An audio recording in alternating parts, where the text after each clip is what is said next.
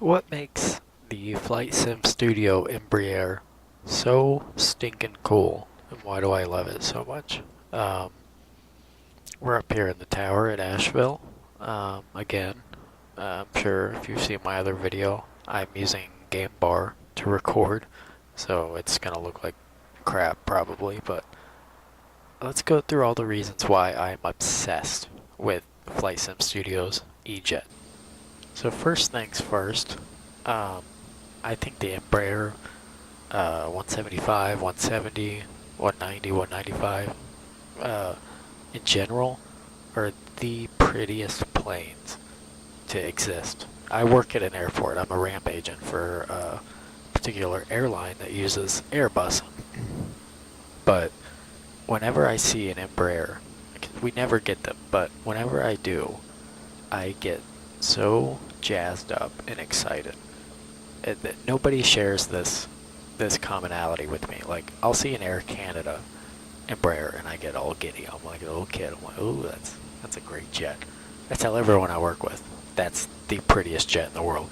And nobody cares at all. Nobody likes planes that works at the airport, by the way. I don't know if you're aware of that. I'm about to start flight school and I'm obsessed with aviation. Nobody cares that works at the airport at all. You know why they work there? Flight benefits, but that's a video for another day. But yeah, I love everything about E-Jets. I think they're the prettiest planes in the world. But again, I have to stress this all the time. The quality's diminished, the smoothness is diminished, but you know, just because I'm recording, my PC's not that great. Um, but the way Flight Sim Studio has made this jet, something about it is just so. I can't stop flying it. Every time I load up in the sim, this E-Jet is what I want to fly.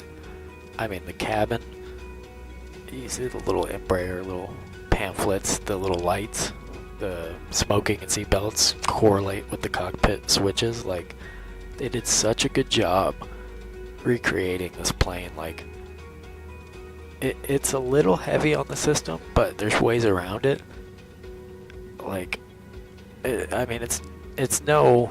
I feel like the new Airbus V2 is heavier on the system. I mean, it's your standard airliner, but with a cabin like this, it's amazing, dude. It's super cool, and little tricks, little tidbits. The way the background music plays when you're at the gate, and like this up here, these work.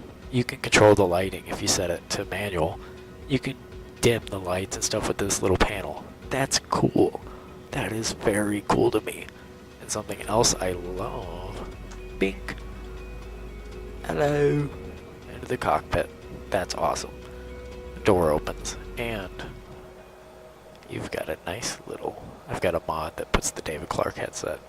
I think that's great. So that's actually what I'm recording with right now. It's my student pilot headset. But look at that little seat. You know, that's not crazy new. Lots of airplanes do that, but you know, it's an extra little touch. It's great. I love it. One of the other things I love that I feel like some planes have, but not enough of them, is the bonk. Look at that. We can yell at the ground crew now.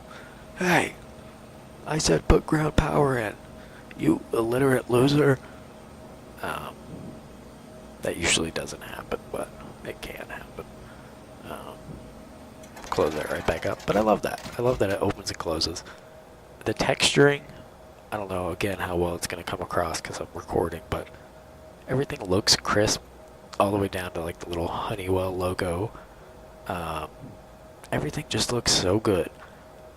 That's one thing I feel like they terribly failed at least from what I could see in like the marketing and everything, is just the way the cockpit looks. Like, I thought it was going to look really bad modeling wise. I don't know why, but I did, so I never really cared for them until I got my little stinky hands on them, and it looks great. Looks awesome. Different lighting scenarios I'm trying to give you there, but let's get this thing on the runway and I'll show you more stuff I like about it. Alright, so we're starting engine number 2 now. This guy has caused about $1 billion of damage, but that's okay. I had them push me out haphazardly because I want to get recording. We're trying to get the engine started, but what are you telling me? No takeoff data. Who needs takeoff data? A bunch of big fat nerds, that's who. Anyway, so while that's starting up, we can use the right engine taxi. I don't see why not. Let's get flaps 2. Trim, that's fine. It's a little high actually, but anyway, one of the coolest things about this plane is just how beautifully this thing hand flies. There's nothing I look forward to more than when on an approach, 5 miles out, clicking off the autopilot and hand flying this plane, or doing it on a departure. Like, out of all the planes I've ever flown in the sim, the ones that hand fly the best are this in first place. I think in second place is the CJ, which is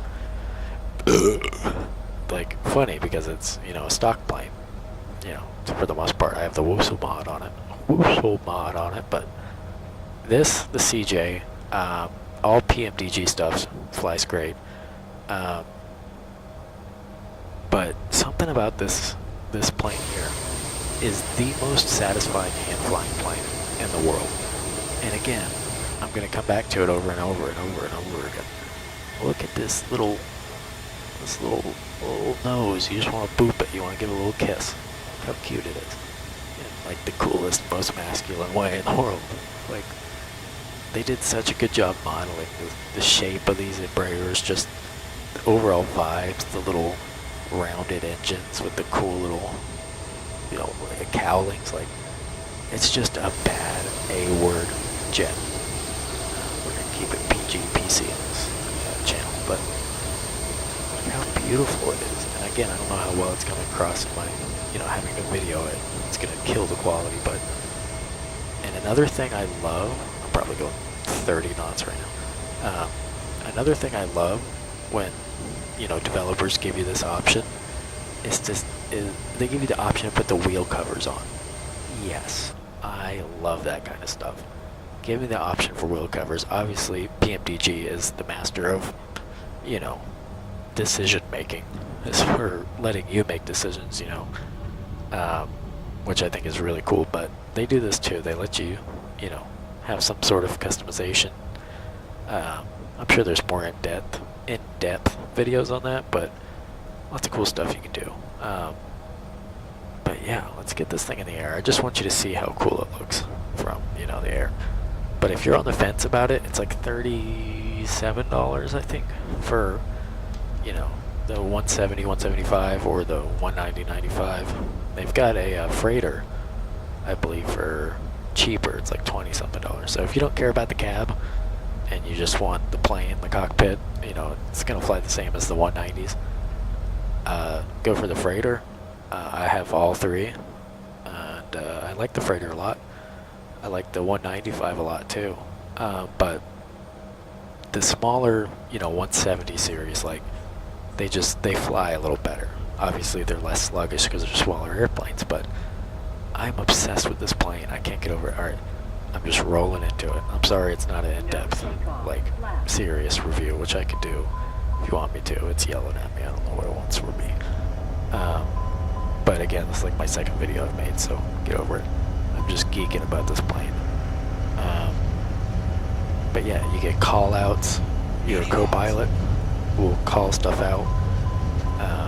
80 knots, V1, whenever you actually input everything correctly. But let's get off the ground here. Quit my yapping. Again, it's a French jet. It's making everything a little bonkers, but